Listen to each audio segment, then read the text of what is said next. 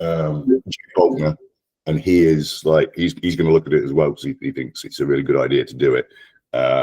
So Jay might be interested in having some role in this conversation as well.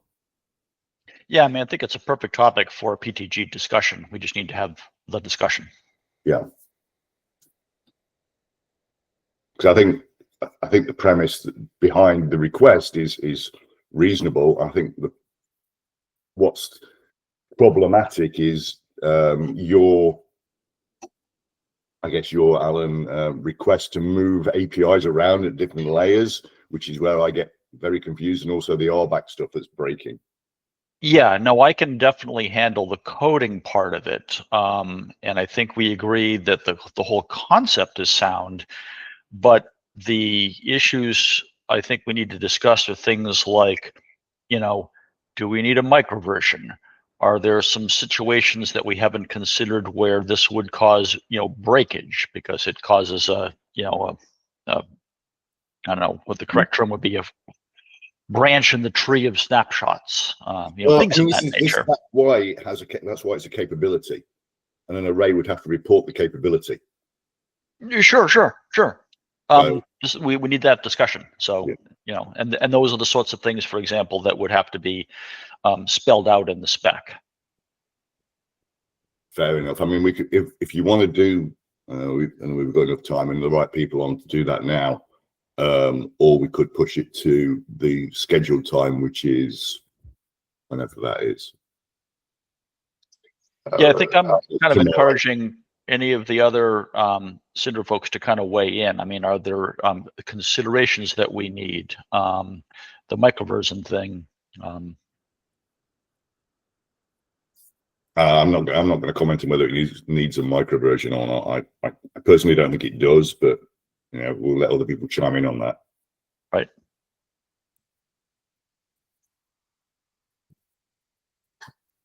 Because it's not actually we're not really changing the functionality at all. The command is not going to change. The CLI command is not going to change because you're still just calling a snapshot to restore to. Just happens to not be the latest if the array supports doing that, which is therefore why it's a capability.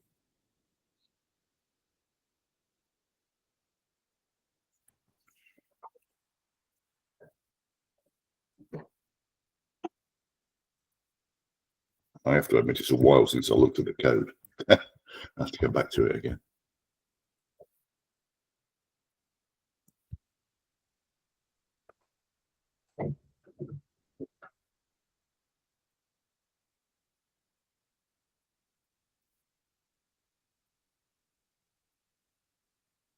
Well, I don't know whether people have no position or if they're still thinking about it.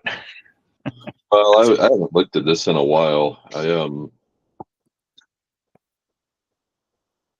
I know some of the parts I was wondering about before was how we handle backends that can't do this, and it sounds like it's just not allowed to be attempted on them at all. Yeah. Yeah, it would be an opt-in by virtue of whether backends indicate that they can support revert to any snap. As it's written, like in the API on around line 235, you're checking to see if this capability is available, and then if you are, you're fetching that snapshot based on its ID. Yeah. But if the capability is not enabled or available, then you're just fetching the latest snapshot. But if you get an ID coming in on the API and the capability isn't there, you're going to fall back to the latest, which is going to be confusing if you're passing in, if you're thinking you're reverting to an ID. And I'm going to jump in, John. So Simon and I have been talking about this, and I've been looking at the code, and I've offered to refine the code once we've got the agreement to move forward.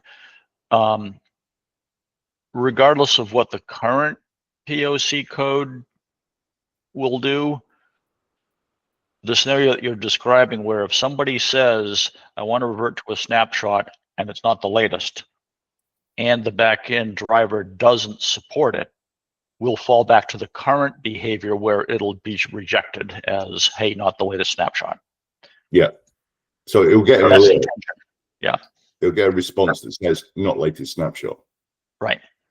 So it's Okay, not changing. It's not changing the functionality of the way the call works today. It's just enhancing it for those arrays that can support it. Correct. Okay, that's just not what's posted, but that's fine if that's been discussed. Yeah.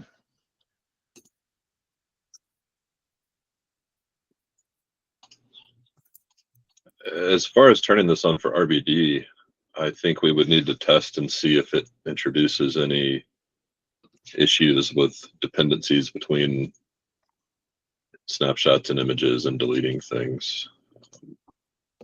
I don't know if it would.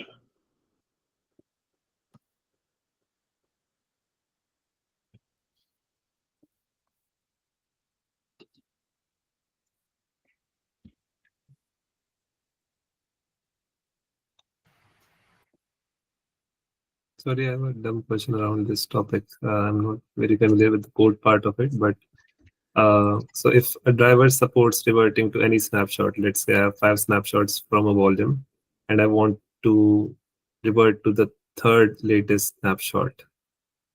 Okay, and later I want to revert to the latest snapshot. Is it possible, this scenario? Yeah. Where, okay, so I can. It depends on the back end.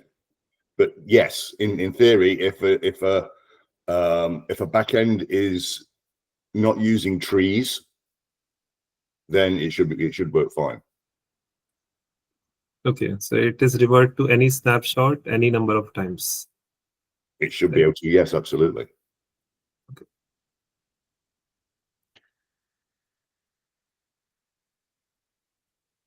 I mean, I'm not sure why somebody would want to do that, hop around from snapshot to snapshot. But, you know, what I'm hearing is that, you know, if you want to do that, you can do it and it should work. Yeah. I think pieces of your data all over the place, but, you know. Yeah, it would be very confusing.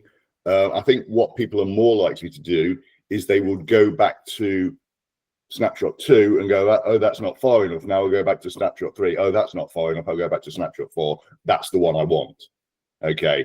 And it's normally going to be around where you've got data corruption in a database or something like that. You've had a ransomware attack.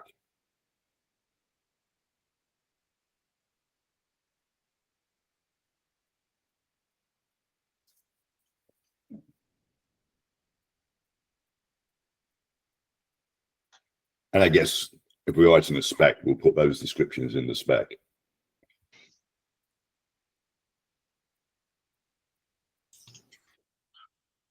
Well, and just for the sake of completeness on this, why do we not want to have some kind of generic implementation for backends that don't support it? Well, it sort of does, because it just falls back to the current scenario, which is nothing supports it.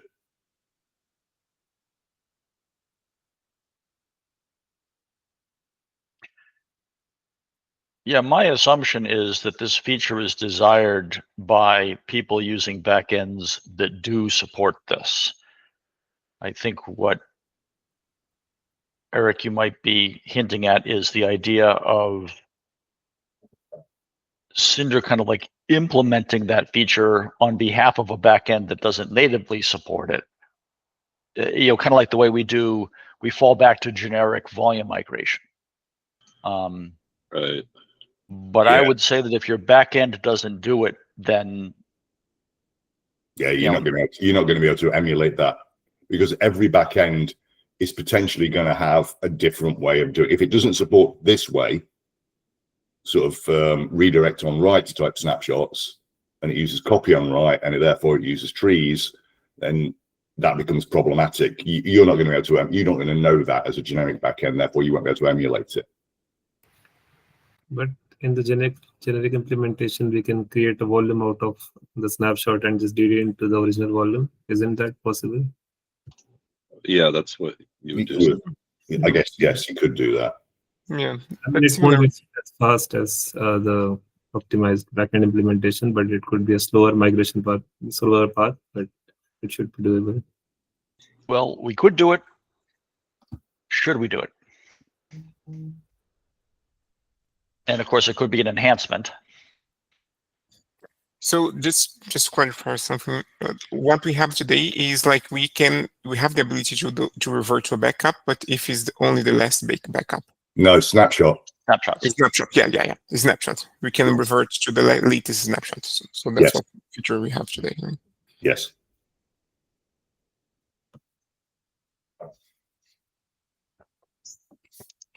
But sometimes that snapshot may be corrupted as well.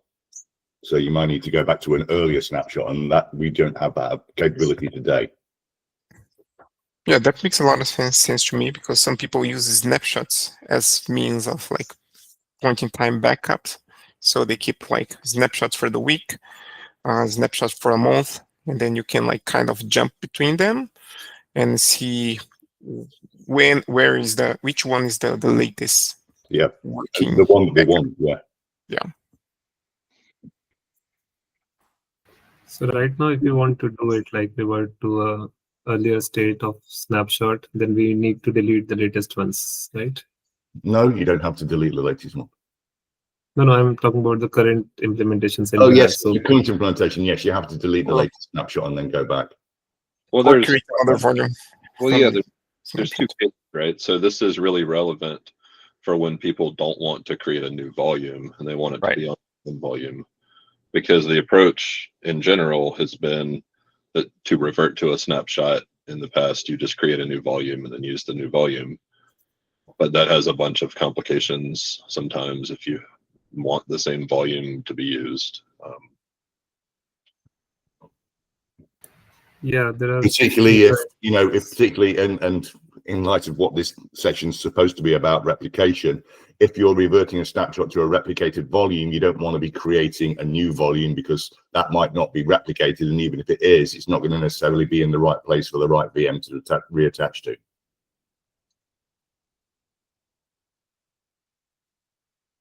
And it's very likely that if you're going to do a restore from snapshot, what you're actually doing is you're going to be quiescing a database on the VM, restoring the snapshot, and then restarting the database without ever actually taking the VM down, which you wouldn't be able to do easily necessarily with creating a volume from a snapshot and then reattaching that snapshot to the volume, because then to the VM, because then you've got to start messing around with volume IDs and all sorts of that. Make sure the database is pointing to the right disk now.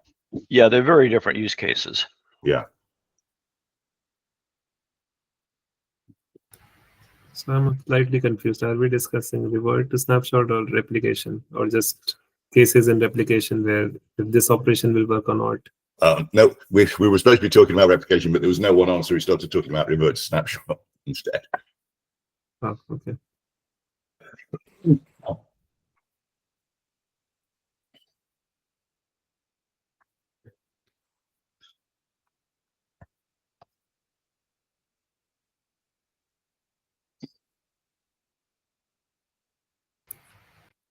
So I guess in case the question is, how do we proceed with this particular patch? Do we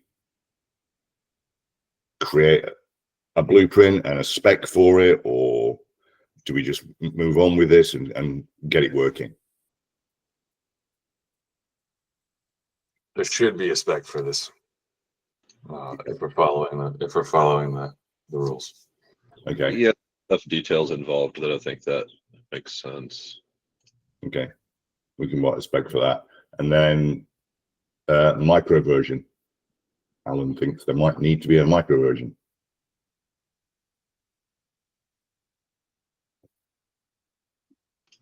The reasoning there being because an operation that would be rejected currently will be allowed after this change. I think right now we don't pass the snapshot ID, but we will need to if we support this. I don't see why it needs a I don't see why it needs a micro version, because we're not changing anything in the way the API is called. We're just sending it a snapshot version. Instead of just responding with no, we were going like, yeah, okay, we can do that. I'm not sure that needs a micro version. If you're adding a new parameter, But we're not adding a new parameter. don't you have to specify which snapshot you're reverting to? You already have That's to, already in the API. you already have to do that. Oh, And right now, if you specify anything other than the latest, it just rejects it. oh, okay. Yeah, so it's almost kind of the first implementation was kind of foreseeing this behavior in the future. I don't think that requires a micro version.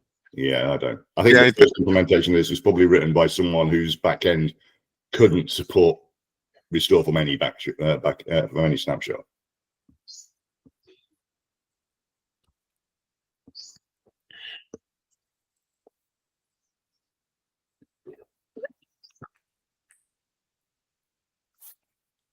So is the consensus no API, no micro version, and just a spec?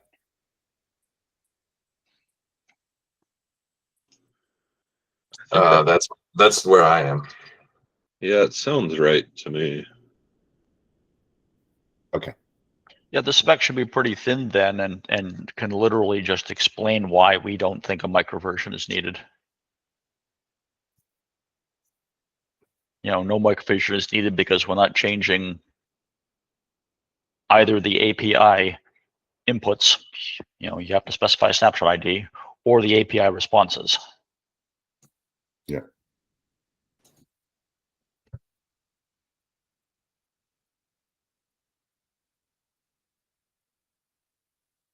Okay.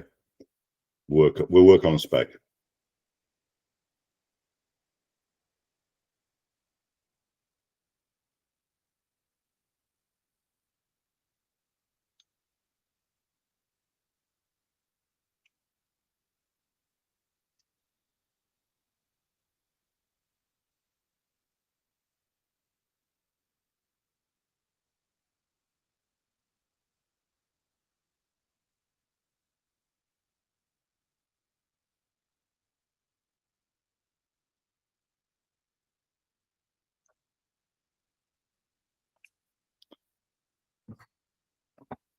So the only reason, I'm sorry, I'm catching up. So the only reason to do a micro version here is if people are relying on the behavior that if you specify a snapshot that's not the latest, it's going to fail. That will no longer happen. Right. So there is a behavioral change in the API. Well, only on a back end that you have specifically stated that is supported. It doesn't matter. Right. It's going to, right. It's a change in the API behavior. Right. Right. So for pure people, for your customers, Simon, right? Yeah. So if they've scripted it so that if you supply the script supplies a snapshot ID that's not the latest, right? It's going to fail. So that's cool. They don't have to worry about it. I think we're going to need something to indicate that you actually want this behavior. I mean, we can argue about it on the spec, but I think that's one reason why I think you might need a micro version here. Right, because you can't count on the same conditions that you used to be able to count on. I think when the original revert from snapshot was written, it was always understood that you only ever supplied the latest snapshot because it always just failed if you tried anything else. And what we're doing is we're not changing that theory. All we're doing is enhancing that theory for backends that can support the ability to do this. I still don't know that that's a micro version change. It's just a clearer understanding. And if the documentation is updated to state that, I don't know that a micro version change is required. Yeah, but I mean, right. I don't know, changing the API contract by documentation. I don't know. We can argue about this on the spec. Yeah. I'm just tossing out there that would be one reason why, even though we're not changing the request to response formats, we might need a micro version change. So the idea here is if we supply the snapshot ID after this change is implemented, then the backends that doesn't support revert to any snapshot will fail. They'll just be failing the same way as they did before. They'll just say this is not the latest snapshot. So they will. Okay, right now also it happens. Yeah, if someone tries to select a snapshot that's not the latest snapshot, it will fail and say this is not the latest snapshot. This change is just going to allow arrays that have this capability to proceed. Okay, so we were failing 100% of the time, but now we'll fail. Yeah, this will only number of fail times. if it's an array that doesn't support it, this capability. Okay. I mean, I see this as a win, but I mean, if customers, so microversion is basically for like if I want to opt in into this functionality or not. So as I can see, customers do want to opt in if they know the backend supports it.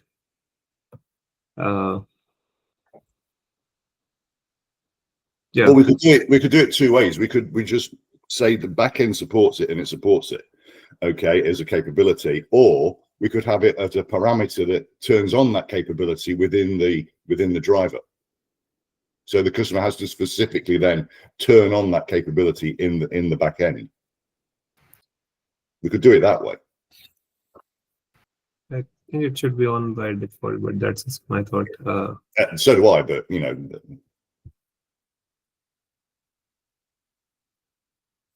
I think we can sort that out in the spec. Okay, we'll work on the spec, put something together. You know, I'm gonna have to drop now, and I think Alan's gonna have to drop as well because we have another call we need to be on. Indeed. All right. Thanks. See you over there, Simon. Yeah. Okay. We'll be back though.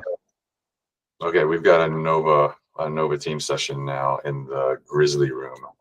The info on the Etherpad should be accurate.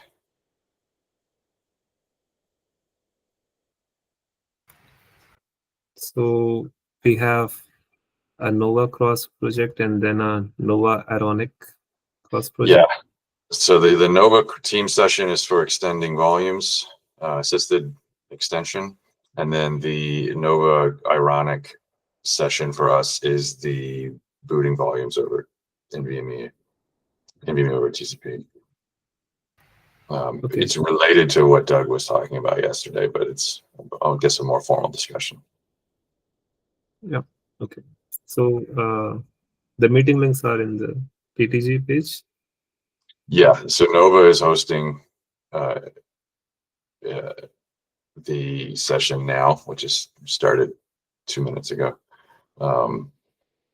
And Ironic is hosting the second one. If you look at the cross project section of the PTG Etherpad, the Etherpads and the specs, I tried to include some context there. Let me get the.